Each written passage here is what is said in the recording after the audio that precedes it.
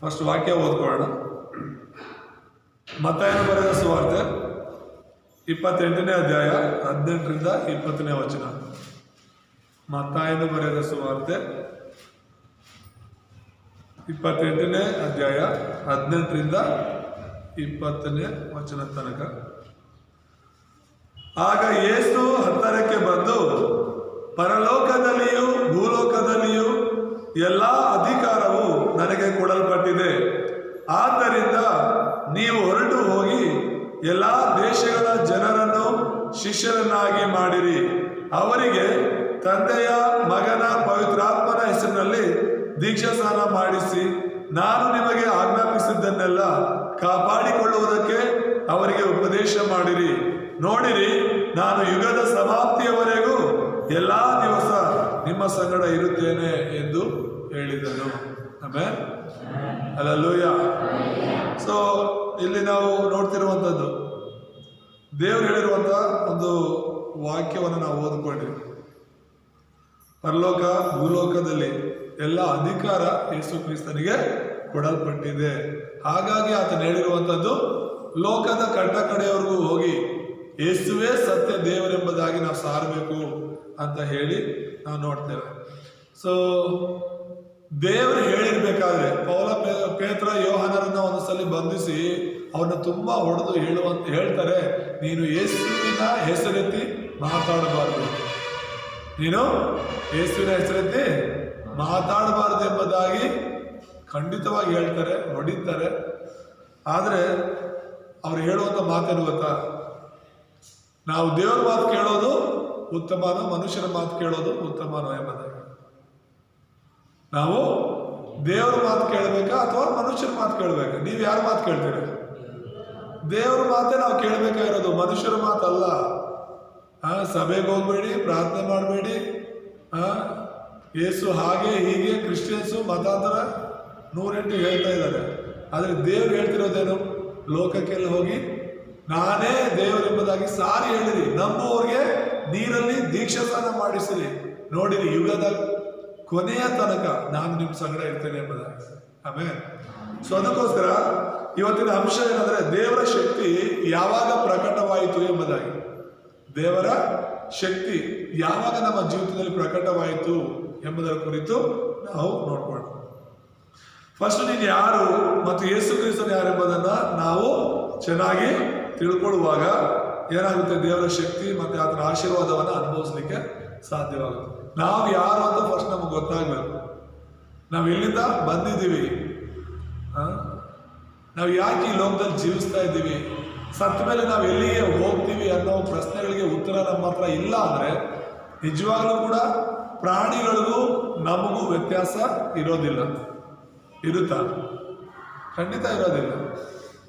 ನಾವು ಮನುಷ್ಯರು ಅಂದ್ರೆ ಮನುಷ್ಯರು ಮಾತ್ರ ದೇವರ ಸ್ವರೂಪದಲ್ಲಿ ಸೃಷ್ಟಿಯಾದವರು. ಆಮೇಲೆ ದೇವರು ತನ್ನ ಹಸ್ತದಿಂದ ನಮ್ಮನ್ನು ಸೃಷ್ಟಿ ಮಾಡಿ, ತನ್ನ ಸ್ವರೂಪದಲ್ಲಿ ತನ್ನ ಹೋಲಿಕೆಗೆ ಸರಿಯಾಗಿ ನಮ್ಮನ್ನು ಸೃಷ್ಟಿ ಮಾಡಿ ಆತನ ಜೀವ ಆತ್ಮವನ್ನ ನಮ್ಮಲ್ಲಿ ಕೊಟ್ಟಿದ್ದಾನೆ. ಹಾಗಾಗಿ ನಾವು ಶ್ರೇಷ್ಠರು, ನಾವು ಶ್ರೇಷ್ಠ ಜನರು ದೇವರಿಗೆ. ಪಶುಗಳು, ಪ್ರಾಣಿಗಳು ಎಲ್ಲವನ್ನ ನಾವು ನೋಡ್ತೀವಿ, ಆದರೆ ಅವೆಲ್ಲವಿಗಿಂತ ಶ್ರೇಷ್ಠ ಮನುಷ್ಯರು. ಮನುಷ್ಯರಿಗೋಸ್ಕರನೇ ಯೇಸುಸ್ವಾಮಿ ಬಂದಿದ್ದು, ಸೃಷ್ಟಿಗೋಸ್ಕರ ಅಲ್ಲ. ಪ್ರಾಣಿ ಪಶು ಪಕ್ಷಿಗಳಿಗೋಸ್ಕರ ಸಾಯ್ಲಿಕ್ಕಲ್ಲ ಯೇಸುಸ್ವಾಮಿ ಬಂದಿದ್ದು, ನಿನಗೋಸ್ಕರ ನನಗೋಸ್ಕರ ಯೇಸುಸ್ವಾಮಿ ಬಂದಿದ್ದು. ಆಮೇಲೆ ಸೊ ಹಾಗಾಗಿ ಆ ದೇವ್ರ ಬಗ್ಗೆ ನಾವು ಸರಿಯಾಗಿ ತಿಳ್ಕೋಬೇಕು. ದೇವ್ರ ಬಗ್ಗೆ ತಿಳ್ಕೊಂಡ್ಮೇಲೆ ದೇವರ ಶಕ್ತಿಯನ್ನು ನಾವು ಅನುಭವಿಸ್ಲಿಕ್ಕೆ ಸಾಧ್ಯವಾಗುತ್ತೆ ಎಂಬುದು. ಈ ಪ್ರಶ್ನೆಗಳ ಉತ್ತರ ನಮಗೆ ಗೊತ್ತಿಲ್ಲ ಅಂತ ಹೇಳಿದ್ರೆ ನಿಜವಾಗ್ಲೂ ಕೂಡ ನಮ್ಮ ಜೀವಿತಕ್ಕೆ ಒಂದು ಅರ್ಥ ಇರೋದಿಲ್ಲ. ನಾವು ಯಾಕೆ ಬದುಕಬೇಕು, ನಾವು ಯಾಕೆ ಜೀವಿಸ್ತಾ ಇದ್ದೀವಿ ಅನ್ನೋದೇ ಗೊತ್ತಾಗ್ತಿಲ್ಲ. ಬೆಳಗ್ಗೆ ದೇವರ ವಾಕ್ಯ ಕೇಳ್ತಾ ಇದ್ದೀವಿ ನಾವು. ಸೊ ಆ ವಾಕ್ಯದಲ್ಲಿ ಸೇವಕರು ಹೇಳ್ತಾ ಇದ್ರು, ನಾವು ಕಷ್ಟಗಳನ್ನ ಹೊಂದ್ಕೋಬೇಕಂತ, ಕಷ್ಟಗಳನ್ನ ಎದುರಿಸ್ಬೇಕಂತ. ನಾವು ಕಷ್ಟ ಸಮಸ್ಯೆಗಳು ಬಂದ ತಕ್ಷಣ, ಓ ದೇವರೇ ಈ ಕಷ್ಟಗಳನ್ನ ಇನ್ನೂ ದೂರ ಇರ್ಬೇಕಾದ್ರೆ ಇದು ನನ್ನಿಂದ ದೂರ ಮಾಡು, ನನ್ನಿಂದ ತೆಗೆದಾಕು ಅಂತ ನಾವು ಹೇಳ್ತಾ ಇರ್ತೀವಿ. ಆ ಥರ ಹೇಳುವಾಗ ದೇವರ ಶಕ್ತಿನ ಅನುಭವಿಸ್ಲಿಕ್ಕೆ ಆಗೋದಿಲ್ಲ ಅಂತ. ಆಮೇಲೆ ದೇವರು ನಮ್ಮ ಜೊತೆ ಇದ್ದಾರಾ ಇಲ್ವಾ, ದೇವರು ನಮ್ಮ ನಡೆಸ್ತಿದ್ದಾರಾ ಇಲ್ವಾ, ದೇವರು ಎಷ್ಟು ಶಕ್ತಿವಂತ, ದೇವರು ಏನೆಲ್ಲ ನಮಗೋಸ್ಕರ ಮಾಡಬಲ್ಲ ಅನ್ನೋದು ಹೇಗೆ ಗೊತ್ತಾಗುತ್ತೆ ನಮಗೆ? ಕಷ್ಟ ಬಂದಾಗಲೇ ತಾನೆ. ನಮಗೆ ಇಕ್ಕಟ್ಟುಗಳು ಸಮಸ್ಯೆಗಳು ಬಂದಾಗಲೇ ದೇವರು ನಮ್ಮ ಜೊತೆ ಇರೋದನ್ನ ನಾವು ಕಂಡುಕೊಳ್ಳಿಕ್ಕೆ ಸಾಧ್ಯ ಆಗುತ್ತೆ. ದೇವ್ರು ನಮ್ಮನ್ನು ಅವುಗಳಿಂದ ಹೇಗೆ ಬಿಡಿಸ್ತಾರೆ ಅನ್ನೋದು ನಮ್ಗೆ ಗೊತ್ತಾಗುತ್ತೆ. ಹಾಗಾಗಿ ನಾವು ನಮ್ಗೆ ಎದುರಾಗುವಂತ ಎಲ್ಲ ಕಷ್ಟಗಳನ್ನ ದೇವರ ಹೆಸರಲ್ಲಿ ನಾವು ಸವಾಲಾಗಿ ಅವುಗಳನ್ನು ಸ್ವೀಕರಿಸಬೇಕು. ದೇವರು ಮಾಡುವಂತ ಅದ್ಭುತವನ್ನು ನಾವು ನೋಡ್ಬೋದು. ಆಮೇಲೆ ಹಲ್ಲೆಲೂಯಾ. ಒಂದು ಮನಸ್ಸಲ್ಲಿ ನೀವು ಇಟ್ಕೊಳ್ಳಿ, ಈ ವಾರ ಯಾರು ನಿಮ್ ಜೊತೆ ಇದ್ರು ಯಾರು ನಿಮ್ ಜೊತೆ ಇಲ್ಲ ಅಂದ್ರೂ ಕೂಡ ನಿನ್ನನ್ನು ಸೃಷ್ಟಿ ಮಾಡಿರುವ ದೇವ್ರು ನಿಮ್ ಜೊತೆ ಇದ್ದಾರೆ. ಆಮೇಲೆ ಇದಾರೆ ಇಲ್ವಾ? ಇದ್ದಾರೆ. ಯೇಸುವನ್ನ ನಂಬುವವರ ಜೊತೆಯಲ್ಲಿ ದೇವರು ಯಾವಾಗಲೂ ಇದ್ದಾರೆ. 24 ಗಂಟೆ ಆತ ನಿನ್ನ ಜೊತೆ ಇದ್ದಾರೆ. ನೀನು ಭಯ ಪಡಬೇಡ. ನಿನ್ನ ಜೀವನದಲ್ಲಿ ನೀನು ಅನ್ಕೊಂಡಿರೋದಕ್ಕೂ ಚರ್ಚಲ್ಲಿ ಬಂದು ನೀನು ಕೇಳೋ ವಾಕ್ಯಗಳಿಗೂ ನಿನ್ನ ಲೈಫಲ್ಲಿ ನಿನ್ನ ಜೀವನದಲ್ಲಿ ನಡೀತಿರೋದು ಕಾರ್ಯಗಳಿಗೂ ಒಂದಕ್ಕೊಂದು ವ್ಯತ್ಯಾಸವಾಗಿರ್ಬೋದು. ಅನೇಕ ಸಲ ದೇವ್ರ ವಾಕ್ಯ ಈ ತರ ಇದೆ, ಆದ್ರೆ ಈ ತರ ನನ್ನ ಜೀವನದಲ್ಲಿ ನಡೀತಾ ಇದೆ ಅಂತ. ಆದ್ರೆ ನೀನು ಭಯ ಪಡಬೇಡ. ಆಮೇಲೆ ದೇವರ ಸೇವಕರು ಕೀರ್ತನೆಗಾರನು ಹೇಳ್ತಾನೆ, ಕಷ್ಟಗಳು ಬಂದಿದ್ದು ಒಳ್ಳೆಯದೇ ಯೇಸು, ಅದರಿಂದ ನಿನ್ನ ನಿಬಂಧನೆಗಳನ್ನ ಕಲೀಲಿಕ್ಕೆ ಅವಕಾಶ ಆಯಿತು, ಅದರಿಂದ ನಿನ್ನ ಬಗ್ಗೆ ತಿಳ್ಕೊಳ್ಳಿಕ್ಕೆ ಒಂದು ಅವಕಾಶ ಆಯಿತು ಎಂಬುದಾಗಿ. ಈಗ ನಮ್ಮ ಜೊತೆ ತುಂಬಾ ಜನ ಇರ್ತಾರೆ ಫ್ರೆಂಡ್ಸ್ ಅನ್ಕೊಳ್ಳಿ, ಆದ್ರೆ ಯಾರು ನಮ್ಮ ಜೊತೆ ಇರ್ತಾರೆ ಕಷ್ಟದಲ್ಲಿ ಅನ್ನೋದು ಯಾವಾಗ ಗೊತ್ತಾಗುತ್ತೆ? ನಮಗೆ ಕಷ್ಟ ಬಂದಾಗಲೇ ಗೊತ್ತಾಗುತ್ತೆ. ನಮ್ಮ ಜೀವನ ಚೆನ್ನಾಗಿದೆ ಅಂದಾಗ ಎಲ್ಲರೂ ನಮ್ಮ ಜೊತೆ ಇರ್ತಾರೆ. ನಿಜವಾಗ್ಲೂ ನಮ್ಮ ಸ್ನೇಹಿತರು ಯಾರು, ನಿಜವಾಗ್ಲೂ ನಮ್ಮನ್ನ ಪ್ರೀತಿಸೋರು ಯಾರು ಅಂತ ಯಾವಾಗ ಗೊತ್ತಾಗುತ್ತಂದ್ರೆ ನಮ್ಮ ಕೈಲಿ ಏನು ಆಗದೆ ಇರುವಾಗ, ನಾವು ಕಷ್ಟದಲ್ಲಿ ಅನಾರೋಗ್ಯಗಳಲ್ಲಿ ಬೀಳುವಾಗ ನಮ್ಮನ್ನು ಯಾರು ನಿಜವಾಗ್ಲೂ ಪ್ರೀತಿಸ್ತಿದ್ದಾರೆ ಅನ್ನೋದು ಗೊತ್ತಾಗುತ್ತೆ. ಹೌದು ಅಲ್ವ? ಹಾಗೆ ನಮ್ಮ ದೇವರು ಯಾವಾಗಲೂ ಕೂಡ ಜೊತೆ ಇರುವ ದೇವರಾಗಿದ್ದಾರೆ. ಹಾಗಾಗಿ ಆತನ ಶಕ್ತಿ ನಮ್ಮ ಜೀವನದಲ್ಲಿ ಪ್ರಕಟವಾಗಬೇಕು ಅಂದ್ರೆ ನಾವೇನ್ ಮಾಡಬೇಕು ಅನ್ನೋದು ನೋಡೋಣ. ಒಂದು 3 ವಿಷಯಗಳ ಬಗ್ಗೆ ನಾನು ಮಾತಾಡ್ತೀನಿ. ಮೊದಲನೇದಾಗಿ ದೇವರ ಶಕ್ತಿ ಬಗ್ಗೆ ನಾವು ತಿಳ್ಕೋಬೇಕು, ಅದನ್ನ ನಾವು ಹೊಂದ್ಕೋಬೇಕು ಅಂದ್ರೆ 7 ವಿಷಯಗಳು ನಾವು ಮನಸ್ಸಲ್ಲಿ ಇಟ್ಕೊಳ್ಳೋದು ತುಂಬಾ ಮುಖ್ಯ. ಏನು ಅಂತ ಹೇಳಿದ್ರೆ, ನಾವೆಲ್ಲರೂ ಕೂಡ ದೇವರೊಂದಿಗೆ ಇರಬೇಕು ಅಂತಾನೆ ದೇವರ ಸ್ವರೂಪದಲ್ಲಿ ಸೃಷ್ಟಿಯಾಗಿರೋದು. ಹಲ್ಲೆಲೂಯಾ. ಏನು ಸೃಷ್ಟಿಯಾಗಿರೋದು? ನಾವು ದೇವರ ಜೊತೆ ಇರಬೇಕು. ಮೊದಲ ವ್ಯಕ್ತಿ, ದೇವರು ಸೃಷ್ಟಿ ಮಾಡಿರುವಂತ ಮೊದಲ ವ್ಯಕ್ತಿ ಯಾರು? ಆದಾಮ ಮತ್ತು ಹವ್ವಳು. ಆದಾಮ ಮತ್ತು ಹವ್ವಳು ದೇವರ ಸ್ವರೂಪದಲ್ಲಿ ಸೃಷ್ಟಿಯಾದವರು, ದೇವರಲ್ಲಿ ಇದ್ದವರವರು, ದೇವರ ಹಾಗೆ ಅವನ್ನ ಸೃಷ್ಟಿ ಮಾಡಲ್ಪಟ್ಟವರು ದೇವರಲ್ಲಿ. ಸೊ ಇಲ್ಲೇನ್ ನಡೀತಾ ಇದೆ? ಮನುಷ್ಯರನ್ನ ದೇವರು ಸೃಷ್ಟಿ ಮಾಡಿದ ಏನಕ್ಕೆ? ದೇವರ ಜೊತೆ ಇರೋದಕ್ಕೆ. ಹಲ್ಲೆಲೂಯಾ. ದೇವರ ಜೊತೆ ಇರೋದಕ್ಕೆ. ಈಗ ಮದುವೆ ಆಗಿರೋರೆಲ್ಲರೂ ಕೂಡ ನಾವು ಗಂಡ ಆಗಿ ಅಥವಾ ಹೆಂಡತಿ ಆಗಿ ಗಂಡ ಹೆಂಡತಿ ಜೊತೆಲಿ ಇರ್ತಾರೋ ದೂರ ಇರ್ತಾರೆ? ಜೊತೆ ಇರೋದಕ್ಕೆ ತಾನೇ ಮದುವೆ ಆಗೋದು. ಮಕ್ಕಳು ಬಿಟ್ಟೋದ್ರು, ತಂದೆ ತಾಯಿ ಬಿಟ್ಟೋದ್ರು, ಯಾರು ನಮ್ಮನ್ನ ಬಿಟ್ಟೋದ್ರು ಕೂಡ ಗಂಡ ಹೆಂಡತಿ ಮಾತ್ರ ಸಾಯೋ ತನಕ ಜೊತೆಲಿ ಇರ್ತಾರೆ. ಯಾಕೆ? ದೇವರ ವಾಕ್ಯದಲ್ಲಿದೆ, ಅವರು ಒಂದೇ ದೇಹ ಅಂತ. ಮದುವೆ ಆದ್ಮೇಲೆ ಅವರು ಒಂದು ದೇಹವಾಗ್ತಾರೆ. ಹಾಗಾಗಿ ಜೊತೆಲಿ ಇರ್ಬೇಕು. ಮದುವೆ ಮಾಡಿಸುವಾಗ ಪ್ರಮಾಣ ಮಾಡಿಸ್ತಾರೆ. ಕಷ್ಟದಲ್ಲೂ ದುಃಖದಲ್ಲೂ ಸಾವಿನಲ್ಲೂ ಬದುಕಿನಲ್ಲೂ ಇದ್ದಾಗಲೂ ಇಲ್ಲದೆ ಇದ್ದಾಗಲೂ ನಾನು ನಿನ್ನ ಜೊತೆ ಇರ್ತೀನಿ ಅಂತ. ಅದು ಗಂಡ ಹೆಂಡತಿಯ ಒಂದು ಸಂಬಂಧ. ಬೇರೆ ಯಾವ ಸಂಬಂಧನೂ ಅಷ್ಟು ಸ್ಟ್ರಾಂಗ್ ಆಗಿ ಇರ್ಲಿಕ್ಕೆ ಸಾಧ್ಯ ಇಲ್ಲ. ಸೊ ಹಾಗಾಗಿ ಒಂದು ಗಂಡ ಹೆಂಡತಿಯಾಗಿನೇ ಸಾಯೋ ತನಕ ಜೊತೆಲಿ ಇರಬೇಕು ಅಂತ ನಾವು ಮದುವೆ ಆಗ್ತೀವಿ ಅಂತ ಹೇಳಿದ್ರೆ, ದೇವರು ನಮ್ಮನ್ನ ಸೃಷ್ಟಿಸಿರೋದು ದೇವ್ರ ಜೊತೆ ಇರೋದಕ್ಕೆ. ಆದ್ರೆ ನಾವೇನ್ ಮಾಡ್ತಿದ್ವಿ ಗೊತ್ತಾ? ನಾವೇನೋ ಸಾಧನೆಗಳು ಮಾಡ್ಬೇಕು, ನಾವೇನೋ ಗಳಿಸ್ಬೇಕು, ನಾವೇನೋ ಮಾಡ್ಬೇಕು ಅಂತ ಹೇಳಿ ದೇವರನ್ನ ನಮಗೋಸ್ಕರ ಉಪಯೋಗ ಮಾಡ್ಲಿಕ್ಕೆ ಪ್ರಾರಂಭಿಸ್ತೇವೆ. ನನಗೆ ಬೇಕಿರೋ ದೇವ್ರು ಕೊಡಬೇಕು ಅಂತ. ನಾನು ಯಾಕೆ ದೇವ್ರು ಮಾಡ್ತಿದ್ದೀನಿ? ದೇವ್ರು ನನ್ನನ್ನು ಆಶೀರ್ವದಿಸ್ಬೇಕು ಅಂತ. ನಾನು ಯಾಕೆ ಚರ್ಚೆ ಹೋಗ್ತಾ ಇದ್ದೀನಿ? ದೇವ್ರು ಅದು ಕೊಡ್ಬೇಕು ಇದು ಕೊಡ್ಬೇಕು ಅಂತ. ಅದೆಲ್ಲ ಸರಿ ಇದ್ರು ಕೂಡ ನಿಜವಾದ ಒಂದು ಉತ್ತರ ಏನು? ನಾವು ಸಭೆಗೆ ಯಾಕೆ ಬರಬೇಕು, ದೇವ್ರನ್ನ ಯಾಕೆ ಆರಾಧಿಸ್ಬೇಕು ಅಂದ್ರೆ, ದೇವ್ರು ನಮ್ಮ ಸೃಷ್ಟಿಸಿರೋದೇ ಆತನ ಜೊತೆ ಇದ್ದು ಆತನ ಆರಾಧಿಸೋದಕ್ಕೆ. ಆಮೇಲೆ ನೀನು ದೇವರ ದೃಷ್ಟಿಯಲ್ಲಿ ಇದೆಯಾ? ನೀನು ದೇವರ ಒಂದು ಜ್ಞಾಪಕದಲ್ಲಿ ಇದೆಯಾ? ನೀನು ಯೇಸು ಸ್ವಾಮಿಯಿಂದ ಸೃಷ್ಟಿಸಲ್ಪಟ್ಟವರು. ನೀವೆಲ್ಲ ಯಾವತ್ತೂ ಕೂಡ ನೀವು ಕೈ ಬಿಡಲ್ಪಟ್ಟವರಲ್ಲ.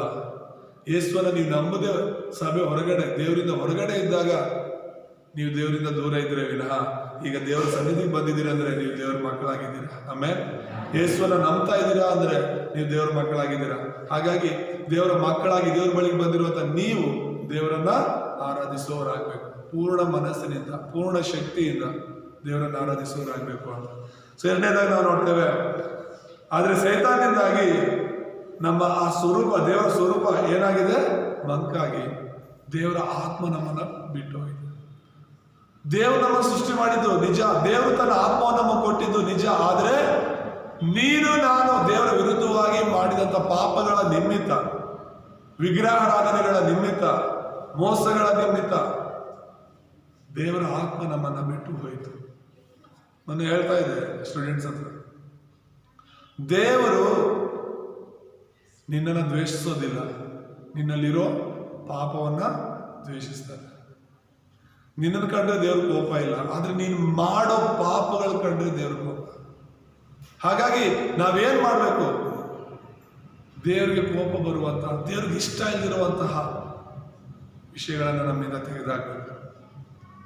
ಹೇಳ್ತಾ ಇದೆ ಗಂಡ ಹೆಂಡ್ತಿನೇ, ಗಂಡ ಹೆಂಡ್ತಿ ಒಬ್ರಿಗೂ ಪರಸ್ಪರ ಪ್ರೀತಿ ಮಾಡ್ಕೊಂಡು ಜೊತೆಯಲ್ಲಿ ಚೆನ್ನಾಗಿ ಇರ್ತಾರೆ ಅಂದ್ರೆ ಒಬ್ರಿಗೊಬ್ರು ಇಷ್ಟ ಆಗೋ ರೀತಿಯಲ್ಲಿ ನಡ್ಕೊಳ್ತಿರ್ತಾರೆ. ಆದ್ರೆ ಗಂಡ ಹೆಂಡತಿ ಮಧ್ಯದಲ್ಲಿ ಜಗಳಗಳು, ಕಚ್ಚಾಟ ಬಂದೇ ಬರ್ತಾ ಇರುತ್ತೆ. ಯಾವಾಗ ಯಾಕೆ ತರ ಬರುತ್ತೆ, ಗಂಡನಿಗೆ ಇಷ್ಟ ಇಲ್ದಿರೋದು ಹೆಂಡತಿ ಮಾಡುವಾಗ ಅಥವಾ ಹೆಂಡತಿಗೆ ಇಷ್ಟ ಇಲ್ದಿರೋ ಕೆಲಸನ ಗಂಡ ಮಾಡುವಾಗ. ಆದ್ರೆ ಇಬ್ಬರಿಗೂ ಇಷ್ಟಪಟ್ಟು ನನ್ನ ಗಂಡ ನಾನು ಮೆಚ್ಚಿಸ್ಬೇಕು ಅಂತ, ನನ್ನ ಹೆಂಡತಿಗೆ ಇಷ್ಟ ಆಗೋ ಥರ ನಾನು ಇರಬೇಕು ಅಂತ ಒಬ್ಬರೊಬ್ರು ಅರ್ಥ ಮಾಡ್ಕೊಂಡಿರುವಾಗ ಏನಾಗುತ್ತೆ, ಆ ಸಂಬಂಧ ಇನ್ನೂ ಗಟ್ಟಿಯಾಗಿರುತ್ತೆ. ಯಾವಾಗ ನಂದು ಮಾತ್ರ ನಡಿಬೇಕು, ನಿಂದೇನು ಇಲ್ಲ, ನಾನು ಹೇಳಕ್ಕೆ ಎಲ್ಲ ನಡಿಬೇಕು ಅಂತ ಗಂಡ ಅಥವಾ ಹೆಂಡತಿ ತೀರ್ಮಾನ ಮಾಡಿಕೊಂಡು ಎಲ್ಲವನ್ನ ಸ್ವಂತ ಕಂಟ್ರೋಲ್ ತಗೊಳಕ್ ಹೋಗ್ತಾರೋ, ಗಂಡನ ಮಾತಿಗೆ ಹೆಂಡತಿ ಬೆಲೆ ಕೊಡದೇ ಇದ್ದಾಗ, ಹೆಂಡತಿ ಮಾತಿಗೆ ಗಂಡ ಬೆಲೆ ಕೊಡದೇ ಇದ್ದಾಗ ಸಮಸ್ಯೆಗಳನ್ನೋದು ಹುಟ್ಕೊಳ್ಳುತ್ತೆ. ಸೊ ಹಾಗಾಗಿ ಅವ್ರ ಜೊತೆಯಲ್ಲಿ ಸಂತೋಷವಾಗಿರೋಕ್ಕೆ ಆಗೋದಿಲ್ಲ.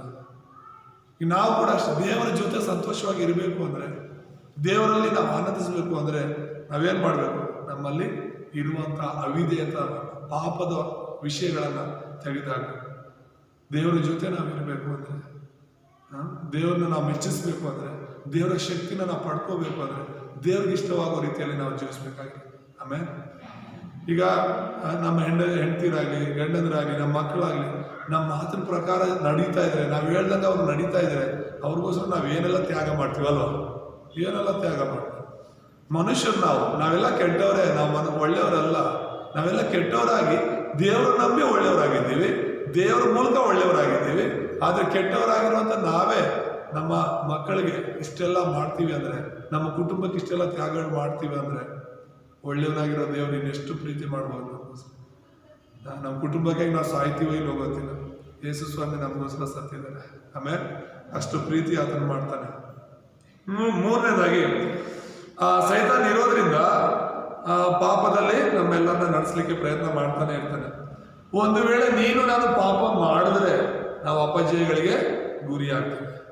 ಸಮಸ್ಯೆಗಳು ಬರಲ್ಲ ಅಂತ ಅಲ್ಲ, ನಮ್ಮ ಜೀವನದಲ್ಲಿ ಖಂಡಿತ ಬರುತ್ತೆ. ಯೇಸು ಸ್ವಾಮಿ ನಂಬಿದ್ರು ಸಮಸ್ಯೆಗಳು ಬರುತ್ತೆ, ಯೇಸು ಸ್ವಾಮಿಯಲ್ಲಿ ಇದ್ರು ಕಷ್ಟಗಳು ಹಿಂಸೆಗಳು ಬರುತ್ತೆ, ಇಲ್ಲ ಅಂತ ನಾನು ಹೇಳೋದಿಲ್ಲ. ಯಾಕಂದ್ರೆ ಬೈಬಲಲ್ಲಿ ದೇವ್ರು ನಂಬಿರುವಂತವ್ರಿಗೆ ಅನೇಕ ಕಷ್ಟ ಹಿಂಸೆಗಳು ಬಂದಿದೆ. ಆದ್ರೆ ನೀನು ಪಾಪ ಮಾಡೋದಾದ್ರೆ ನಿನ್ನ ಕಷ್ಟವನ್ನ ನೀನು ಜಯಿಸಲಿಕ್ಕೆ ಆಗೋದಿಲ್ಲ. ದೇವ್ರಿಗೆ ಇಷ್ಟ ಇಲ್ದಿರುವಂತ ಜೀವಿತವನ್ನ ಜೀವಿಸೋದಾದ್ರೆ, ಯೇಸು ಅನ್ಕೊಂಡು ಆ ಥರ ನೀನು ಜೀವಿಸೋದಾದ್ರೆ ಕಷ್ಟಗಳನ್ನ ಜಯಿಸಲಿಕ್ಕೆ ನಿನ್ನ ಕೈಲಿ ಆಗೋದಿಲ್ಲ, ಸೋತು ಹೋಗ್ತೀಯ ನಿನ್ನ ಲೈಫಲ್ಲಿ. ಆದ್ರೆ ದೇವರಲ್ಲಿ ನಾವಿದ್ದು ದೇವ್ರಿಗೆ ಮೆಚ್ಚುಗೆ ಆಗಿರುವಾಗ ಕಷ್ಟ ಹಿಂಸೆಗಳು ಬಂದರೂ ಕೂಡ ನಾವು ಜಯಿಸ್ತೀವಿ. Hallelujah, hallelujah. ಮತ್ತೆ ನಾಲ್ಕನೇದಾಗಿ, ನೀನು ಈ ಲೋಕದಲ್ಲಿ ಯಾತ್ರಿಕನಾಗಿ ಜೀವಿಸ್ತಿದ್ಯಾ ಅನ್ನೋದನ್ನ ನೆನಪಿಸ್ಕೋಬೇಕು. ನೀನು ಯಾರು ಈ ಲೋಕದಲ್ಲಿ? ಯಾತ್ರಿಕ. ಯಾತ್ರಿಕ ಅಂದ್ರೆ ಏನು? ಏನ್ ಯಾತ್ರಿಕ ಅಂದ್ರೆ? ಯಾತ್ರೆಗೆ ಹೋಗೋರು ಗೊತ್ತಲ್ವಾ? ಹೋಗಿ ಅಲ್ಲೇ ಇದ್ದು ಬಿಡ್ತಾರ? ಇಲ್ಲ, ಒಂದಿನ, 2 ದಿನ, ವಾರ, 15 ದಿನ ಜಾತ್ರೆ ನೋಡಿದ್ರು ಕೂಡ ಅವ್ರು ಹೋಗ್ಬಿಟ್ಟು ಅವ್ರ ಕೆಲಸ ಮುಗಿಸ್ಕೊಂಡು ಹಿಂತಿರುಗಿ ಅವ್ರ ಮನೆಗೆ ವಾಪಸ್ ಬರ್ಬೇಕು. ಹಾಗೆ ನಾವು ಮನುಷ್ಯರೆಲ್ಲರೂ ಕೂಡ ಈ ಭೂಲೋಕದಲ್ಲಿ ಯಾತ್ರಿಗಳಾಗಿದ್ದೀವಿ.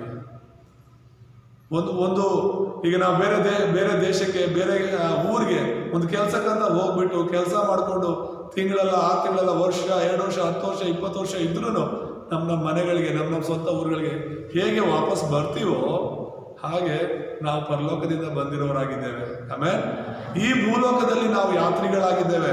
ಸ್ವಲ್ಪ ದಿನ, ಅದು 10 ವರ್ಷ 20 ವರ್ಷ ಆಗಿರ್ಬೋದು, ಕೆಲವರು 30 ವರ್ಷ, ಕೆಲವರು 40 ವರ್ಷ, ಕೆಲವರು 50 ವರ್ಷ, ಕೆಲವರು 90-100 ವರ್ಷನೂ ಬದುಕ್ಬೋದು ಈ ಲೋಕದಲ್ಲಿ. ಆದರೆ ಅವರವರ ಪ್ರಯಾಣಗಳನ್ನು ಮುಗಿಸ್ಕೊಂಡು, ಅವರವರ ಕೆಲಸಗಳನ್ನು ಮುಗಿಸ್ಕೊಂಡು ಅವ್ರು ಹಿಂತಿರುಗಿ ಮತ್ತೆ ಎಲ್ಲಿಗೆ ಹೋಗ್ಬೇಕು? ಖಂಡಿತ ಯೇಸು ಸ್ವಾಮಿಯ ಬಳಿಗೆ ಹೋಗಲೇಬೇಕು. ಯಾಕಂದ್ರೆ ನಾವೆಲ್ಲರೂ ದೇವರಿಂದ ಸೃಷ್ಟಿಯಾಗಿರೋರು. ಈ ಲೋಕದಲ್ಲಿ ನಾವು ನೋಡೋ ಹಾಗೆ ಯಾವ ದೇವರು ಇರೋದಿಲ್ಲ ಪರಲೋಕದಲ್ಲಿ. ಇಲ್ಲಿ ನಾವು ಭ್ರಮೆಯಲ್ಲಿ ಜೀವಿಸ್ತಾ ಇರೋದು. ಈ ದೇವರು ಆ ದೇವರು ಅಂತ, ಕುಟುಂಬಕ್ಕೊಂದು ದೇವರು, ಮನೆಗೊಂದು ದೇವರು, ಒಬ್ಬೊಬ್ರಿಗೊಂದೊಂದು ದೇವರು. ಖಂಡಿತ ಇಲ್ಲ. ನಾವು ನಂಬ್ತೀವಿ ನಮ್ಮ ಜನ್ಮ ಒಂದೇ ತಂದೆಯಿಂದ ಆಗುತ್ತೆ ಅನ್ನೋದಾದ್ರೆ ನಮ್ಮ ದೇವರು ಒಬ್ಬನೇ ಅನ್ನೋದು ನಾವು ತಿಳ್ಕೊಬೇಕು. ನಾವು ಒಬ್ಬರಿಂದಾನೇ ಹುಟ್ಟಿದ್ದೀವಿ, ಒಬ್ಬನೇ ನನ್ನ ತಂದೆ ಅಂತ ಈ ಲೋಕದಲ್ಲಿ ನಾವು 100% ನಂಬೋ ಹಾಗೇನೆ ಪರಲೋಕದಲ್ಲಿ ಭೂಲೋಕದಲ್ಲಿ ಒಂದೇ ದೇವರು ಇರೋದು. ಆಮೇಲೆ ಜನರು ತುಂಬಾ ದಡ್ರು, ನಾವೆಲ್ಲ ತುಂಬಾ ದಡ್ಡರಾಗಿದ್ದೀವಿ. ಈಗ ಇದು ಚರ್ಚು, ಈಗ ಇದನ್ನೇ ನಾನೊಂದು ದೇವಸ್ಥಾನವಾಗಿ ಮಾರ್ಪಟ್ಟು ಇಲ್ಲೇನಾದ್ರೂ ನಾವು ಒಂದು ವಿಗ್ರಹನ ತಂದು ಯಾವುದೋ ಒಂದು ಹೆಸರು ಇಟ್ಬಿಟ್ಟು, ನಂದೇ ಹೆಸರಾಗಲಿ ಇಲ್ಲಿ ಇಟ್ಬಿಟ್ಟು ಇದು ಹೊಸ ದೇವರು ಅಂತ ಪ್ರತಿಷ್ಠೆ ಮಾಡಿಬಿಟ್ರೆ ಖಂಡಿತ ಜನ ಎಲ್ಲ ಬರ್ತಾರೆ ಅಲ್ವಾ? ಅದಕ್ಕೊಂದು ವಿಚಿತ್ರವಾಗಿ ಏನಾದರೂ ಪೂಜೆ ಮಾಡಬೇಕು. ಬೇರೆ ಬೇರೆ ದೇವರುಗಳನ್ನು ಪೂಜೆ ಮಾಡ್ತಾರಲ್ಲ, ಈ ದೇವ್ರಿಗೇನೋ ಒಂದು ವಿಚಿತ್ರ ಶಕ್ತಿ ಇದೆ, ಇದಕ್ಕೂ ಈ ಥರ ಪೂಜೆ ಮಾಡಬೇಕು ಅಂತ ನಾವು ಹೇಳುವಾಗ ಜನರೆಲ್ಲರೂ ಕೂಡ ಬರ್ತಾರೆ. ವರ್ಷಕ್ಕೆ 2 ಸಲ ಜಾತ್ರೆ ನಡೆಸಿದ್ರು ಇಲ್ಲಿ ಜಾತ್ರೆ ಕೂಡ್ತಾರೆ ಜನ. ಯಾಕಂದ್ರೆ ದಡ್ಡತನ ಯೋಚನೆ ಮಾಡೋದು. ದೇವರಂದ ತಕ್ಷಣ ನಾವೇನು ಮಾಡ್ತೀವಿ? ಬಲಹೀನರಾಗ್ಬಿಡ್ತೀವಿ. ಈಗ ನೋಡಿ, ಇಲ್ಲಿ ಹೋಗೋ ಬರೋರೆಲ್ಲರೂ ಈ ಕಡೆ ನೋಡ್ಬಿಟ್ಟು ಕೈ ಹಿಂಗೆ ಅನ್ಕೊಂಡು ಹೋಗ್ತಾ ಇರ್ತಾರೆ. ಯಾಕಂದ್ರೆ ಅವ್ರಿಗೊಂದು ಭಕ್ತಿ, ಒಂದು ಭಯ. ಇಲ್ಲೊಂದು ದೇವರಿದ್ದಾರೆ, ಓ ಚರ್ಚು, ಯೇಸು ಸ್ವಾಮಿ, ಅಪ್ಪ ನೀನಾದ್ರೂ ಕಾಪಾಡು. ಇಲ್ಲಿ ಮಾತ್ರ ಅಲ್ಲ, ಅವ್ರ ದೇವಸ್ಥಾನ ಕಾಣೋ ಎಲ್ಲ ಕಡೆನೂ ಅದೇ ಮಾಡೋದು. ಸತ್ಯ ತಿಳ್ಕೊಬೇಕು. ದೇವರ ಕೇಳುತ್ತೆ, ನಾವು ಸತ್ಯ ತಿಳ್ಕೊಂಡಾಗ ನಮಗೆ ಬಿಡುಗಡೆ ಆಗುತ್ತೆ ಎಂಬುದಾಗಿ. ಆಮೇಲೆ ನಮಗೆ ದೇವರು ಒಬ್ಬನೇ, ನಮಗೆ ತಂದೆ, ಜನ್ಮ ಕೊಟ್ಟ ತಂದೆ ಹೇಗೆ ಒಬ್ಬನೇನೋ ಹಾಗೆ ನಮ್ಮನ್ನು ಸೃಷ್ಟಿಸಿರುವಂತ ದೇವರು ಒಬ್ಬನೇ. ಈ ಭೂಲೋಕ ಪರಲೋಕಗಳನ್ನೆಲ್ಲ ಸೃಷ್ಟಿ ಮಾಡಿರುವ ದೇವರು ಒಬ್ಬನೇ. ನಾವು ಆತನಿಂದಾನೇ ಬಂದಿರೋದು, ಆತನ ಬಳಿಗೆನೆ ನಾವು ಹೋಗೋದು. ಆಮೇಲೆ ಅದಕ್ಕೋಸ್ಕರ ಈ ಲೋಕದ ಯಾತ್ರಿಗಳಾಗಿದ್ದೇವೆ. ಸ್ವಲ್ಪ ದಿನಗಳು ಮಾತ್ರನೇ, ಸ್ವಲ್ಪ ವರ್ಷಗಳು ಮಾತ್ರ ನಾವು ಇಲ್ಲಿರೋದು. ಯಾರಿಗೋಸ್ಕರ ಜೀವಿಸ್ತಿದ್ಯಾ ನೀನು? ದೇವ್ರಿಗೋಸ್ಕರ ಜೀವಿಸ್ಬೇಕು. ಆಮೇಲೆ ಫಸ್ಟ್ ದೇವರು, ಬೇರೆ ಯಾವುದು ಮೊದಲಿರಬಾರ್ದು. ನಮಗೆ ಮೊದಲು ದೇವರನ್ನ ಇಡ್ಬೇಕು ನಮ್ಮ ಜೀವನದಲ್ಲಿ. ಭಾನುವಾರ ಬಂತ, ಇವತ್ತು ಯಾವ ವಾರ? ಭಾನುವಾರ, ನನ್ನ ದೇವರ ದಿನ. ಕಾಯ್ತಾ ಇರಬೇಕು. ಭಾನುವಾರ ಬಂತಂದ್ರೆ ಅಯ್ಯೋ ಮತ್ತೆ ಬಂತಪ್ಪ, ಮೊನ್ನೆನೇ ಓದಂಗಾಯ್ತು, ಮತ್ತೆ ಭಾನುವಾರ ಬಂತು, ಮತ್ತೆ ಚರ್ಚಿಗೆ ಹೋಗ್ಬೇಕು. ಅಲ್ಲ, ಯಾವಾಗ ನನ್ನ ದೇವರ ದಿನ ಬರುತ್ತೆ, ಯಾವಾಗ ನಾನು ಸಭೆಗೆ ಹೋಗಲಿ, ಯಾವಾಗ ನಾನು ದೇವರನ್ನ ಆರಾಧನೆ ಮಾಡಲಿ ಅನ್ನೋ ಕುತೂಹಲ ಇರಬೇಕು ಅಲ್ವಾ? ಹೌದಲ್ವಾ? ನಾವು ಯಾರನ್ನಾದ್ರೂ ಇಷ್ಟಪಡ್ತಿದ್ದೀವಿ ಅಂದ್ರೆ, ನಮ್ಗೆ ಇಷ್ಟ ಆಗುವಂತ ಒಬ್ಬ ವ್ಯಕ್ತಿ ಬರ್ತಾರೆ ನಮ್ಮ ಮನೆಗಂದ್ರೆ, ಅಥವಾ ನಾವು ನಮ್ಗೆ ಇಷ್ಟ ಆಗೋ ವ್ಯಕ್ತಿನ ನಾವು ನೋಡ್ಲಿಕ್ಕೆ ಹೋಗ್ತಿದೀವಿ ಒಂದು ಕಡೆ ಆದ್ರೆ, ಎಷ್ಟು ದೂರ ಆದ್ರೂ ಕೂಡ ಬೇಜಾರಾಗೋದಿಲ್ಲ, ಆಗುತ್ತೆ. ನಮ್ಗೆ ಇಷ್ಟ ಆಗೋ ಒಬ್ಬ ಫ್ರೆಂಡನ್ನ, ನಮ್ಮ ಇಷ್ಟ ಆಗುವಂಥ ವ್ಯಕ್ತಿನ ನಾವು ಭೇಟಿ ಆಗ್ಲಿಕ್ಕೆ ಹೋಗ್ತಿದೀವಿ ಅಂದ್ರೆ, ಅದೆಷ್ಟು ದೂರ ಪ್ರಯಾಣ ಮಾಡೋದಾದ್ರೂ ಕೂಡ ಸಂತೋಷವಾಗಿ ಹೋಗ್ತೀವಿ. ಯಾಕೆ ಹೇಳಿ? ನಮ್ಗೆ ನಮ್ಮ ಮನಸ್ಸಿಗೆ ಇಷ್ಟ ಆಗಿರುವಂಥ ವ್ಯಕ್ತಿಗೆ ನಾವು ನೋಡ್ಲಿಕ್ಕೆ ಹೋಗ್ತಿದ್ದೀವಿ, ಮಾತಾಡ್ಲಿಕ್ಕೆ ಹೋಗ್ತಿದ್ದೀವಿ ಅಂತ. ಒಂದು ವೇಳೆ ಯಾರಾದರೂ ನಮ್ಮ ಗೆಸ್ಟ್ ಬರ್ತಿದ್ದಾರೆ, ನಮ್ಗೆ ಇಷ್ಟ ಆದವರು ಅಂದ್ರೆ, ಅವ್ರಿಗೋಸ್ಕರ ತುಂಬಾ ಕಾಯ್ತೀವಿ ಮನೆಯಲ್ಲಿ. ಅವ್ರು ಬರೋಕ್ ಮುಂಚೆ ಎಲ್ಲ ಮನೆಯನ್ನೆಲ್ಲ ಕ್ಲೀನ್ ಮಾಡ್ಕೊಂಡು, ಅವ್ರಿಗೆ ಬೇಕಿರೋ ಅಡುಗೆ ಗಿಡಿಗೆ ಎಲ್ಲ ರೆಡಿ ಮಾಡ್ಕೊಂಡು ಎಲ್ಲ ರೆಡಿ ಆಗಿರ್ತೀವಿ. ದೇವ್ರ ನಾಮಕ್ಕೆ ಸ್ತೋತ್ರ. ನಾವು ಏಸಪ್ಪನ ಪ್ರೀತಿಸ್ತಿದ್ದೀವಿ ಅಂದ್ರೆ ಎಲ್ಲವನ್ನ ಮುಂಚಿತವಾಗಿ ಸಿದ್ಧ ಮಾಡ್ಕೋಬೇಕು. ಶನಿವಾರನೇ ನಾವು ಸಿದ್ಧರಾಗಿರ್ಬೇಕು. ನಾಳೆ ಭಾನುವಾರ ನಾವು ಸಭೆಗೆ ಹೋಗ್ಬೇಕು, ಬೆಳಗ್ಗೆ ನಾನು ಯಾವುದು ಕೆಲಸಗಳನ್ನು ಇಟ್ಕೋಬಾರ್ದು, ಸಭೆಗೆ ಬರಬೇಕು ಅಂತ ಹೇಳಿ. ಯಾಕಂದ್ರೆ ಈ ಲೋಕದಲ್ಲಿ ದೇವರು ನಮ್ಮನ್ನು ಇರಿಸಿರೋದು ಆತನ ಜೊತೆ ಇದ್ದು ಆತನ ನಮ್ಮ ಮಹಿಮೆಗೋಸ್ಕರ. ದೇವರ ಮಕ್ಕಳಾಗಿರುವಂಥ ನೀನು ನಾನೇ ದೇವರ ದಿನವನ್ನ ಪಾಲಿಸಿಲ್ಲ ಅಂದ್ರೆ, ದೇವರನ್ನ ಆರಾಧಿಸಿಲ್ಲ ಅಂದ್ರೆ, ದೇವ್ರಿಗಾಗಿ ಸಾಕ್ಷಿಯಾಗಿಲ್ಲ ಅಂದ್ರೆ, ಮತ್ತೆ ಹೇಗೆ ಅನ್ಯ ಜನರು ದೇವರನ್ನ ಕಟ್ಕೊಳ್ಳಿಕ್ಕೆ ಸಾಧ್ಯ ಆಗುತ್ತೆ? ಆಮೇಲೆ ಐದನೇದಾಗಿ, ದೇವರು ಆತನ ಸ್ವರೂಪವನ್ನು ಮನುಷ್ಯರಿಗೆ ಹಿಂತಿರುಗಿಸಲು ಮತ್ತು ಪಿಶಾಚನ ಕಾರ್ಯಗಳನ್ನು ಲಯ ಮಾಡಲು ಈ ಲೋಕಕ್ಕೆ ಬಂದಿದ್ದಾನೆ ಅನ್ನೋ ವಿಷಯವನ್ನು ನಾವು ಮನಸ್ಸಲ್ಲಿಟ್ಕೋಬೇಕು. ಐದನೇದಾಗೇನು? ನಮ್ಮ ಸ್ವರೂಪವನ್ನು, ನಾವೇನು ದೇವರ ಆತ್ಮವನ್ನ, ದೇವರ ಸ್ವರೂಪವನ್ನು ಕಳ್ಕೊಂಡಿದ್ವಿ, ಅದನ್ನ ಮತ್ತೆ ದೇವರು ನಮ್ಗೆ ಕೊಳ್ಳಿಕ್ಕೆ ಈ ಲೋಕಕ್ಕೆ ಬಂದಿದ್ದಾರೆ ಎಂಬುದಾಗಿ ನಾವು ಮರೆಯಬಾರ್ದು. ಮತ್ತೆ ಸೈತಾನನ ಕಾರ್ಯಗಳು, ನಮ್ಮ ಜೀವಿತದಲ್ಲಿ ಇದ್ದಂತಹ ಸೈತಾನನ ಕಾರ್ಯಗಳನ್ನು ಲಯ ಮಾಡಲಿಕ್ಕೆ ಯೇಸು ಸ್ವಾಮಿ ಬಂದಿದ್ದಾರೆ ಎಂಬ ವಿಷಯನ ಮನಸ್ಸಲ್ಲಿಟ್ಕೋಬೇಕು. ಆರನೇದಾಗಿ, ಯೇಸು ಕ್ರಿಸ್ತನು ದೇವರು ಮತ್ತು ಮನುಷ್ಯ ಅನ್ನೋದು ಕೂಡ ಮನಸ್ಸಲ್ಲಿಟ್ಕೋಬೇಕು. ಏಳನೇದಾಗಿ ಯಾವಾಗ ನೀನು ಯೇಸುವನ್ನು ನಂಬಿ ಆತನ ಅಂಗೀಕರಿಸ್ಕೊಳ್ತೀಯೋ ಆಗ ನಿನಗಿರುವಂತ ಎಲ್ಲ ಸಮಸ್ಯೆಗಳು, ಪಾಪ, ಶಾಪಗಳು ನಿನ್ನಿಂದ ದೂರ ಆಗುತ್ತೆ. ನೀನು ಯೇಸು ಸ್ವಾಮಿನ ಈಗ ನಂಬ್ತಾ ಇದೆಯಾ ಅಂದ್ರೆ ಎಷ್ಟು ದಿನಗಳ ಹಿಂದೆ, ಎಷ್ಟು ವರ್ಷಗಳ ಹಿಂದೆ ಹುಟ್ಟಿದಾಗಲಿಂದ ನೀನು ಮಾಡಿರುವಂತ ಪ್ರತಿಯೊಂದು ಪಾಪವೂ ಕೂಡ, ಪ್ರತಿಯೊಂದು ಶಾಪವೂ ಕೂಡ ಕ್ಷಮಾಪಣೆ ಆಗುತ್ತೆ. ಆಮೇಲೆ ದೇವರು ನಮ್ಮನ್ನ ಕ್ಷಮಿಸೋರಾಗಿದ್ದಾರೆ. ಅದಕ್ಕೋಸ್ಕರ 2000 ವರ್ಷಗಳಿಂದ ಯೇಸು ಸ್ವಾಮಿ ನಮಗೋಸ್ಕರ ರಕ್ತ ಸುರಿಸಿರೋದು. ನೀನು ಪಾಪಿ ಆಗಿರ್ಲಿಕ್ಕೆ ಸಾಧ್ಯನೇ ಇಲ್ಲ. ನೀನು ಪರಿಶುದ್ಧನಾಗಬೇಕು ಅಂತ ಹೇಳಿದ್ರೆ ದಾನ ಧರ್ಮ ಮಾಡೋದ್ರಿಂದ ಪರಿಶುದ್ಧರಾಗಲು ಸಾಧ್ಯ ಇಲ್ಲ. ನಾವು ಹಿಂದೂಗಳೆಲ್ಲ ಅವೆಲ್ಲ ಹೇಳ್ಕೊಡ್ತೀವಿ, ದಾನ ಧರ್ಮ ಮಾಡಿದ್ರೆ ನಮ್ಮ ಪಾಪ ಸ್ವಲ್ಪನಾದ್ರೂ ಕಡಿಮೆ ಆಗುತ್ತೆ. ಸ್ವಲ್ಪ ಕಡಿಮೆ ಆಗೋದ್ರ ಮೂಲಕ ಏನು ಪ್ರಯೋಜನ? ಏನಿಲ್ಲ. ಪಾಪನೇ, ಚಿಕ್ಕದಿದ್ರು ದೊಡ್ಡದಿದ್ರು ತಪ್ಪೇ ಆಗುತ್ತೆ. ಹಾಗಾಗಿ ಪಾಪಗಳನ್ನ ನಾವು ದಾನ ಧರ್ಮ ಮಾಡೋದ್ರ ಮೂಲಕ ಕಮ್ಮಿ ಮಾಡ್ಕೊಳ್ಳಿಕ್ಕೋ ಹೋಗಲಾಡಿಸ್ಕೊಳ್ಳಿಕ್ಕೋ ಆಗೋದಿಲ್ಲ. ಅದು ರಕ್ತದಿಂದ ತೊಳೆಯಲ್ಪಡಬೇಕು. ಆಮೇಲೆ ಜಿಡ್ಡಿನ ಪದಾರ್ಥ, ಎಣ್ಣೆಯ ಪದಾರ್ಥ ಪಾತ್ರೆಯಲ್ಲಿ ಇರುತ್ತಂದ್ರೆ ಯಾವ್ದ್ರಿಂದ ತೊಳಿಬೇಕಾದ್ರೆ ನಿಮ್ಮೆಲ್ಲರಿಗೂ ಚೆನ್ನಾಗಿ ಗೊತ್ತಲ್ಲ. ಒಳ್ಳೆ ಸೋಪ್ ಹಾಕಿ, ಅದು ಬಟ್ಟೆ ಸೋಪ್ ಹಾಕಿದ್ರೆ ಬೇಗ ಹೋಗುತ್ತಲ್ಲ, ಮುಖಕ್ಕೆ ಹಾಕೋ ಸೋಪ್ ಹಾಕಿದ್ರೆ ಹೋಗಕ್ಕಿಲ್ಲ ಅದು. ಸೊ ಯಾವುದರಿಂದ ತೊಳೆದ್ರೆ ಶುದ್ಧವಾಗುತ್ತೋ ಅದರಿಂದಾನೇ ತೊಳಿಬೇಕು. ಇಲ್ಲ ಅಂದ್ರೆ ಆ ಜಿಡ್ಡು ಇನ್ನೂ ಜಾಸ್ತಿನೇ ಆಗುತ್ತೆ ತೊಳೆದಷ್ಟು. ಹಾಗೇನೆ ನಮ್ಮ ಜೀವನ, ನಮ್ಮಲ್ಲಿರುವ ಪಾಪ ಶಾಪಗಳೆಲ್ಲ ಕ್ರಿಸ್ತನ ರಕ್ತದಿಂದ ತೊಳೆದ್ರೆ ಮಾತ್ರ ಶುದ್ಧಿಯಾಗುವಂಥದ್ದು. ಹಾಗಾಗಿ ನೀನು ಯೇಸುವನ್ನ ನಂಬುವಾಗ ನೀನು ಶುದ್ಧನಾಗ್ತೀಯ. ಅದಕ್ಕೋಸ್ಕರ ನೀನೇನು ಮಾಡಬೇಕಾದ ಅವಶ್ಯಕತೆ ಇದೆ. ಎಸಪ್ಪ, ನಾನು ಪಾಪಿ, ನೀನೇ ದೇವರಂತ ನಾನು ನಂಬ್ತೇನೆ, ನನ್ನ ಜೀವನದಲ್ಲಿ ಬಾ ಸ್ವಾಮಿ, ನಿನ್ನ ಮಗನಾಗಿ ಮಗಳಾಗಿ ನಾನು ಜೀವಿಸ್ತೇನೆ, ನಾನು ಬದುಕುವ ದಿನಗಳೆಲ್ಲ ನಿಮಗೋಸ್ಕರ ಜೀವಿಸ್ತೇನೆ ಅಂತ ಹೇಳಿ ನಾವು ದೇವ್ರಿಗೆ ಒಪ್ಪಿಸಿಕೊಂಡು ನಮ್ಮ ಹೃದಯದಲ್ಲಿ ಸ್ವೀಕರಿಸುವಾಗ ಪ್ರೀತಿಯುಳ್ಳ ದೇವರು ನಮ್ಮಲ್ಲಿ ಬರ್ತಾನೆ, ನಮ್ಮ ಪಾಪಗಳನ್ನ ತೊಳಿತಾನೆ. ನಮ್ಮಲ್ಲಿ ಇದ್ದಂಥ ಸೈತಾನನ ಕಾರ್ಯಗಳೆಲ್ಲ, ದೆವ್ವದ ಕಾರ್ಯಗಳೆಲ್ಲ, ಮಾಟ ಮಂತ್ರದ ಕಾರ್ಯಗಳೆಲ್ಲ ಲಯ ಮಾಡಿ ದೇವರು ನಮ್ಮ ಜೊತೆ ಇದ್ದು ನಡೆಸ್ತಾನೆ. ಆಮೇಲೆ ವಾಕ್ಯವನ್ನು ಓದ್ಕೊಂಡಾಗಿ ದೇವರು ನಮ್ಮ ಜೊತೆ ಇದ್ದು ನಡೆಸ್ತಾನೆ. ಈಗ ದೇವರ ವಿಷಯವನ್ನು ತಿಳ್ಕೊಂಡಿರುವಂತ ನಾವು 3 ಯುದ್ಧಗಳನ್ನ ಮಾಡಬೇಕು ಅನ್ನೋದು ನೆನಪಲ್ಲಿ ಇಟ್ಕೋಬೇಕು. 3 ಯುದ್ಧಗಳು ಅಂದ್ರೆ ಏನು? ಪ್ರತಿದಿನ ನೀನು ನಾನು ಮಾಡ್ತಿರುವಂತದ್ದನ್ನೇ ಹೇಳಲಿಕ್ಕೆ ಬಯಸ್ತೇನೆ.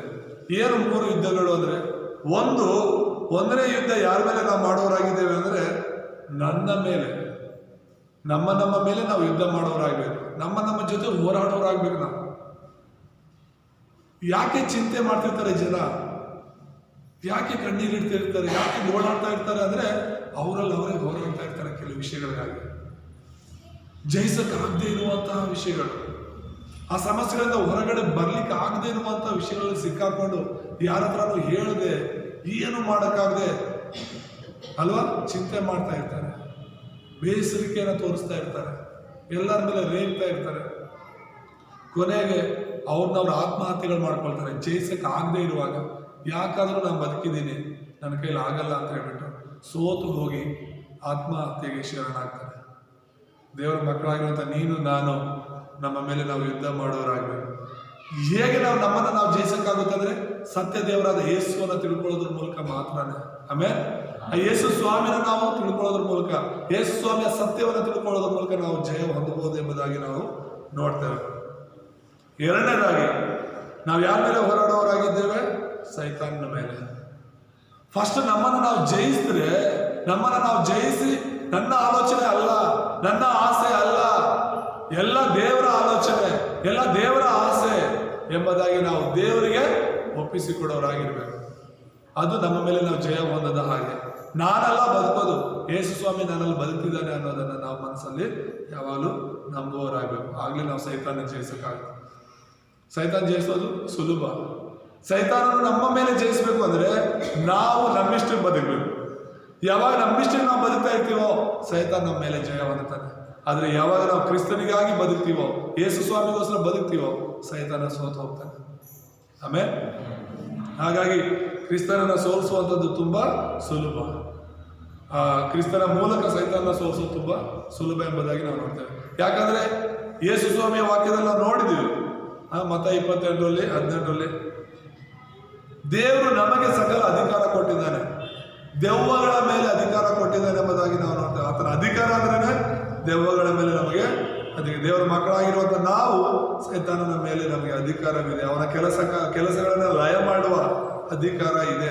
ಆ ಪ್ರಾರ್ಥನೆಗೆ ಉತ್ತರ ಪಡ್ಕೊಳ್ಳುವಂತ ಅಧಿಕಾರ ದೇವರು ನಮಗೆ ಕೊಟ್ಟಿದ್ದಾರೆ. ನಾವು ಪ್ರಾರ್ಥಿಸುವಾಗ ಸೈತಾನನ ಕಾರ್ಯಗಳು ಲಯವಾಗುತ್ತೆ. ಆಮೇಲೆ ಮೂರನೇದಾಗಿ ಯಾರ ಜೊತೆ ನಾವು ಹೋರಾಡ್ಬೇಕಾದ್ದು? ಪ್ರಪಂಚದ ಜೊತೆ ಹೋರಾಡಬೇಕು, ಈ ಲೋಕದ ಜೊತೆ ನಾವು ಹೋರಾಡಬೇಕು. ಯಾಕೆ? ಎಲ್ಲಿ ನೋಡೋದು ಕೂಡ ಪಾಪ ಅನ್ನೋದು ನಮ್ಮನ್ನು ಸೆಳೀತಾ ಇರುತ್ತೆ, ದೇವರಿಗೆ ವಿರುದ್ಧವಾದ ಕಾರ್ಯಗಳು ನಮ್ಮನ್ನು ಸೆಳೀತಾ ಇರುತ್ತೆ. ಸೊ ಪ್ರತಿ ದಿನಾನೂ ಕೂಡ ನಾವು ಸೈನಿಕರಾಗಿ ಜೀವಿಸ್ಬೇಕು, ಯೇಸು ಸ್ವಾಮಿಯ ಸೈನಿಕರಾಗಿ ನಾವು ಜೀವಿಸ್ಬೇಕಾಗತ್ತೆ.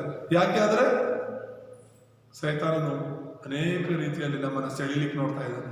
ಯೇಸು ಸ್ವಾಮಿನ ಹೇಗೆ ಶೋಧನೆಗೆ ಒಳಪಡಿಸಿದ ನಾವು, ಹಸಿವೆಯಲ್ಲಿದ್ದಾಗ ಕಲ್ಲು ತೋರಿಸ್ಬಿಟ್ಟು, ತಗೋ ನೀನು ದೇವರ ಮಗನಾಗಿದ್ರೆ ಈ ಕಲ್ಲನ್ನ ರೊಟ್ಟಿ ಮಾಡು ಅಂತ ಹೇಳ್ತಾನೆ.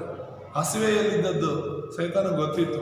ಹಾಗಾಗಿ ನೀನು ನಾನು ಕೂಡ ಎಂಥ ಸಂದರ್ಭಗಳಲ್ಲಿ ಸಿಕ್ಕಾಕೊಂಡಿರ್ತೀವೋ, ಎಂಥ ಕಷ್ಟಗಳನ್ನು ನಾವು ಎದುರಿಸ್ತಿರ್ತೀವೋ, ನಮಗೆ ಏನು ಅವಶ್ಯಕತೆ ಇರುತ್ತೋ ಕರೆಕ್ಟಾಗಿ ಅಂತ ಅವಶ್ಯಕತೆಗೆ ತಕ್ಕಂತೆ ಈ ಲೋಕ ನಮ್ಮನ್ನ ಮೋಸ ಮಾಡುತ್ತೆ. ಸೈತಾನನು ಈ ಲೋಕದ ಮೂಲಕ ನಮ್ಮನ್ನ ಮೋಸ ಮಾಡ್ತಾನೆ.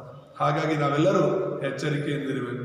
ದೇವರನ್ನ ನಂಬಿ ದೇವರ ಮಕ್ಕಳಾಗಿ ನಾವು ಜೀವಿಸುವಾಗ ಸೈತಾನ ಜಯಿಸಕ್ಕಾಗುತ್ತೆ, ಲೋಕವನ್ನ ಜಯಿಸಲಿಕ್ಕೆ ಆಗುತ್ತೆ. Hallelujah, hallelujah. ಲೋಕದ ಜನರು ಲೋಕದ ವಿಷಯಗಳಲ್ಲಿ ಸೋತು ಹೋದ ಹಾಗೆ ನಾವು ಸೋಲಬಾರ್ದು. ಯಾಕಂದ್ರೆ ನಾವು ದೇವರ ಮಕ್ಕಳಾಗಿರೋದ್ರಿಂದ ನಾವು ದೇವರ ವಾಕ್ಯವನ್ನು ಹಿಡ್ಕೊಂಡು ಜಯಿಸಬೇಕು ಅಂತ. ಸೊ ಮೂರನೇದಾಗಿ ಮುಖ್ಯವಾಗಿ ನಾವು ನೋಡೋದಾದ್ರೆ ದೇವರ ಶಕ್ತಿಯು ಕಾರ್ಯ ಮಾಡಲು ಯಾವಾಗ ಪ್ರಾರಂಭಿಸುತ್ತದೆ ಅಂತ. ನಮ್ಮ ಜೀವಿತದಲ್ಲಿ ದೇವರ ಶಕ್ತಿ ಯಾವಾಗ ಕಾರ್ಯ ಮಾಡಲು ಪ್ರಾರಂಭಿಸುತ್ತದೆ ಎಂಬುದಾಗಿ ನಾವು ನೋಡುವಾಗ, ನಾವು ಪಾಪಿ ಅಂತ ನಾವು ಅರ್ಥಕೊಳ್ಳುವ ಸಮಯದಲ್ಲಿ, ಮೊದಲನೇದಾಗಿ ನಾನು ಪಾಪಿ, ನನ್ನಲ್ಲಿ ಮೂಲ ಪಾಪ ಇದೆ, ಆದಾಮ ಹವ್ವ ಮಾಡಿರುವಂತ ಪಾಪದಿಂದ ನಾವು ಬೇರ್ಪಟ್ಟಿದ್ದೇವೆ ದೇವರಿಂದ. ಮತ್ತೆ ಒಂದು ಪೂರ್ವಜರ ಪಾಪ, ನಮ್ಮ ಅಪ್ಪ ತಾತ ಮುತ್ತಾತರ ಪಾಪಗಳು ನಮ್ಮ ಮೇಲೆ ಇದೆ, ನಾನು ಕೂಡ ಅನೇಕ ತಪ್ಪುಗಳನ್ನು ಮಾಡಿದ್ದೇನೆ ಅಂತ ಯಾವಾಗ ನಾವು ನಮ್ಮ ತಪ್ಪುಗಳನ್ನ ದೇವರ ಮುಂದೆ ಒಪ್ಕೊಳ್ತೀವೋ, ನಾನು ಪಾಪಿ ಅಂತ ದೇವರ ಮುಂದೆ ಒಪ್ಕೊಂತೀವೋ, ದೇವರು ನಮ್ಮನ್ನು ಕ್ಷಮಿಸ್ತಾನೆ.